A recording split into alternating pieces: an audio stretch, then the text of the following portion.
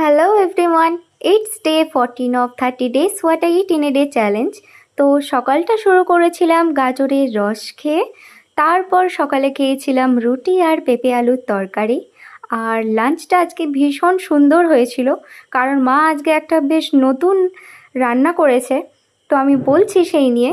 তো প্রথম পাতে ছিল পুঁই শাক, ডাল, ভাত, টমেটো আর এই ডিম ভাপাটা। এই রেসিপিটা মা ইউটিউব থেকেই শিখেছে।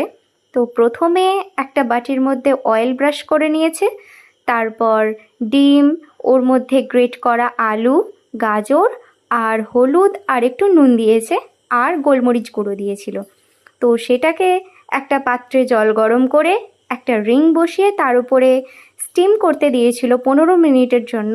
তারপর সেটাকে পেঁয়াজ রসুন ভেজে নিয়ে তার মধ্যে ডিম ভাপাগুলো দিয়ে দিয়েছিল, আর শেষে দিয়েছিল একটু ধনেপাতা। তো রেসিপিটা ভীষণই সুন্দর। আর সন্ধেবেলায় মা করেছিল চিকেন পাকোড়া, তো একটু চিকেন পাকোড়া খেয়ে নিলাম। আর রাতে খেয়েছিলাম একটু দুধ হলুদ। So yeah, that's it for today. Tata.